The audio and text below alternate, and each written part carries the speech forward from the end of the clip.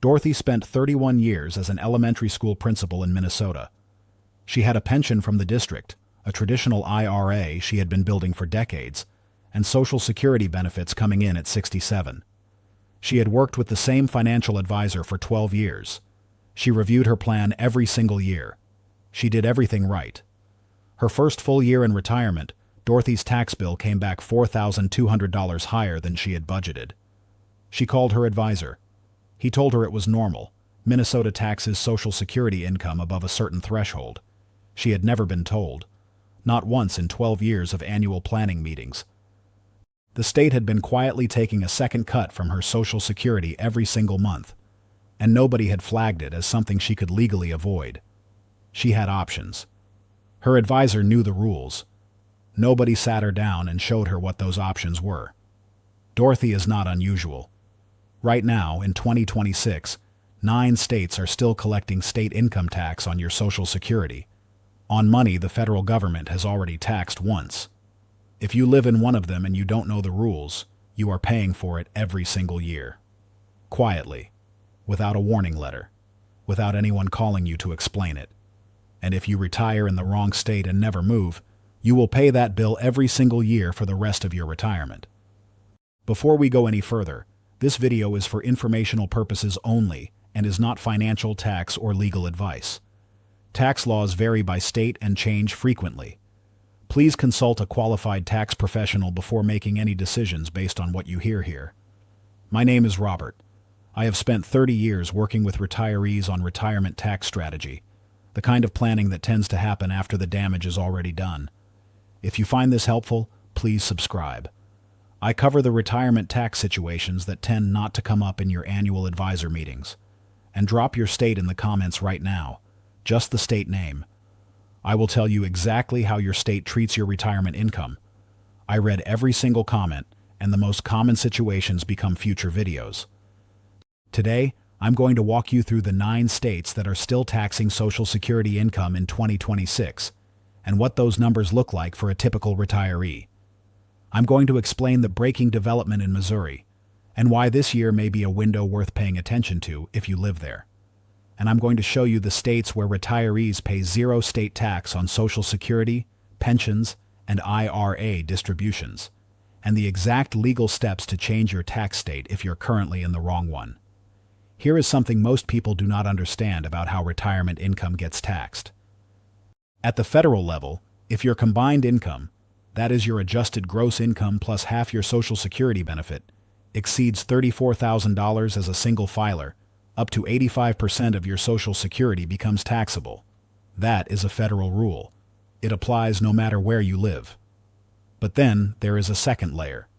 Some states look at that same Social Security income, the income Washington has already taxed once, and they add their own state income tax on top of it. Most retirees assume their state does not do this. Most retirees are wrong, until the first April after they retire, when the tax bill arrives and the number does not match what they had planned. 12 states had meaningful provisions taxing Social Security income as recently as 2020. Today, 9 states are still doing it. Some have added partial exemptions at lower income levels. But for the typical retiree with a pension, a traditional IRA, and Social Security coming in, the combined income threshold gets crossed easily. And when it does, the state takes its cut. Quietly, automatically, every single year. Nobody sends you a letter explaining this when you move. Let me go through them one by one. Minnesota. This is the most aggressive of the 9. Minnesota follows the federal formula. Up to 85% of your Social Security benefit can be taxable at the state level. The exemption begins to phase out above approximately $78,000 of income for single filers, and above $99,000 for married couples. For a retiree whose combined income exceeds that threshold, which a pension plus IRA distributions can do easily, Minnesota's state income tax rate applies to the full taxable portion. Dorothy had no idea. 12 years of planning meetings, and nobody mentioned it once. Connecticut. Connecticut taxes Social Security income for single filers above $75,000 in combined income. Below that threshold, you are exempt. Above it, up to 50% of your Social Security benefit is subject to Connecticut's income tax. It is a softer hit than Minnesota, but it is real, and it surprises retirees who move there for quality of life without running the tax numbers first. Colorado.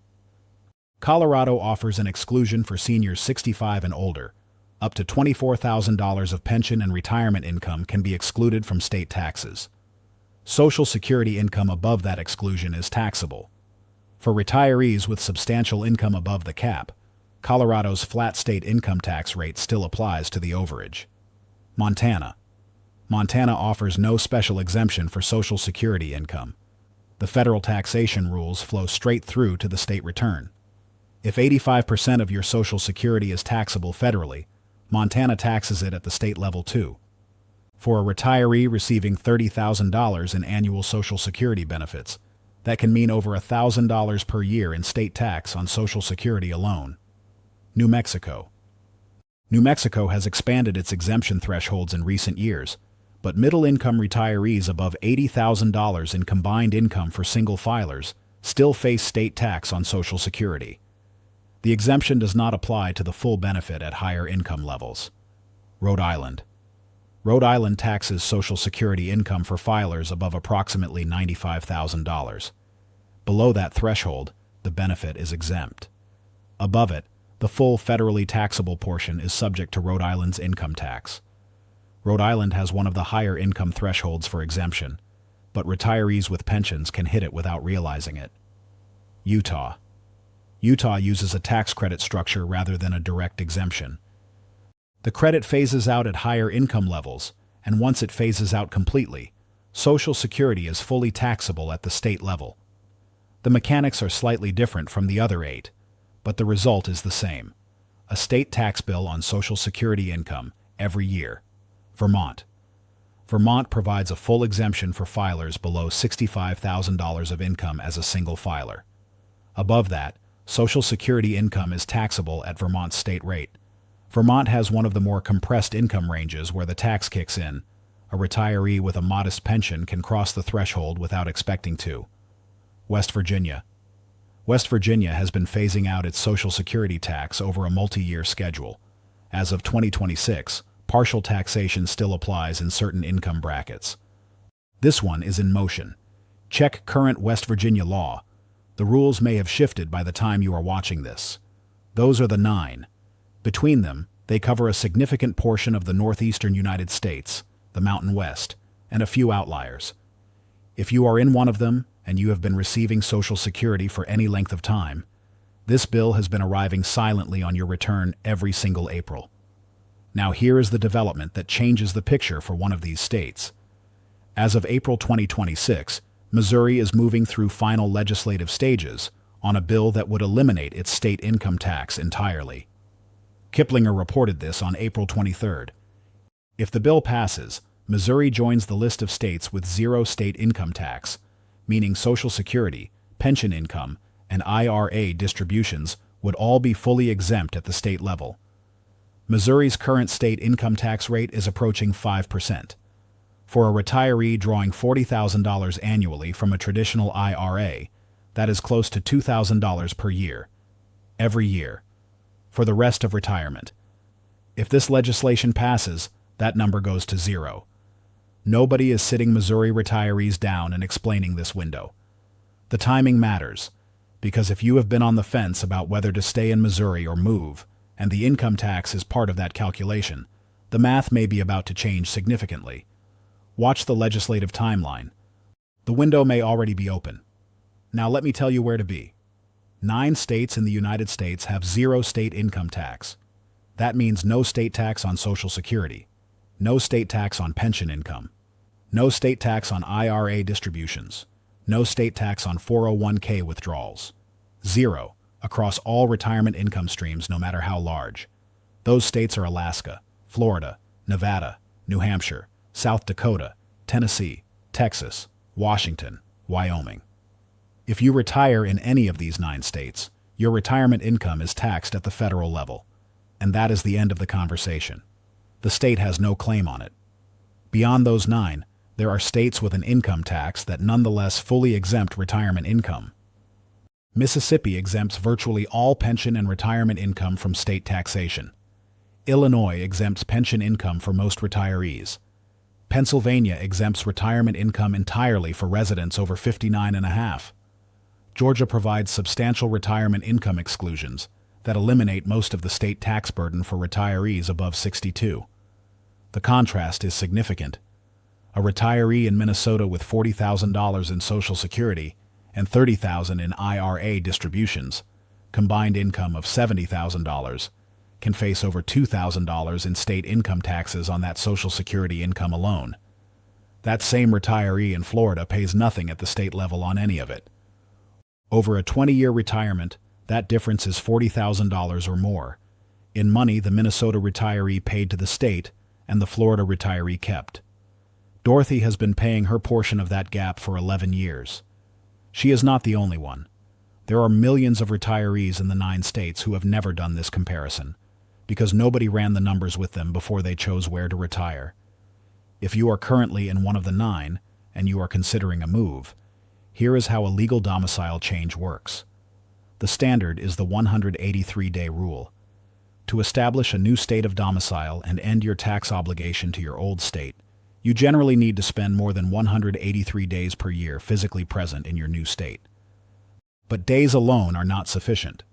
States, particularly Minnesota, Connecticut, and Vermont, have dedicated residency auditors. They examine evidence of where your life is actually centered. Here is what they look for. Your driver's license. Change it to your new state immediately.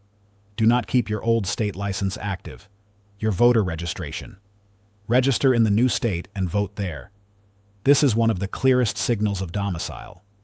Your banking and financial accounts. Move your primary accounts to institutions in the new state. Your old state will subpoena bank records if the audit goes that far. Your medical relationships. Establish a primary care physician in the new state. Keep records of appointments. Your home. This is the one that creates the most problems. If you maintain a property in your old state, even as a vacation home, your old state will argue you are still domiciled there. That argument succeeds more often than people expect. If you are moving from Minnesota to Florida, be prepared to either sell the Minnesota property or document clearly that it is a secondary vacation property and that your primary residence is in Florida. None of this is a loophole. It is exactly how state tax law is supposed to work. You live somewhere. That somewhere has a claim on your income. You legally establish your life in a different state. Your old state loses that claim. The rules are documented, they are legal, and they are available to any retiree who plans the transition correctly. The mistake most people make is assuming the change is automatic on the day they sign a lease in a new state. It is not. The documentation is what makes it stick. Dorothy is 71 now. She is still in Rochester, Minnesota. She still gets a state tax bill every April that includes Minnesota's tax on her Social Security income. Last year it was approximately $1,400. She is not bitter about it. She made a choice. She wanted to be near her grandchildren, and she understood that Minnesota came with a cost. But she made that choice without the full information in front of her. Nobody laid out the comparison. Nobody showed her what Florida or Tennessee would have looked like over a 20-year retirement. Nobody sat her down and said, here are your 9 states, here are your alternatives, here is the number, and the choice is yours. Now you have that information. You may decide that the state you are in is worth every dollar, or you may decide the math does not work anymore. Either way, you are not deciding without the numbers now. Drop your state in the comments right now. Just the state name. I will tell you exactly how your state handles Social Security, pension, and IRA income, and whether you are in a tax trap state or one of the safe ones. If this helped you, hit the like button. It takes 2 seconds, and it helps more retirees find this information. Subscribe if you haven't already. And if you know someone who just retired or is making a decision right now about where to live, send them this video. Today. Not tomorrow. Today.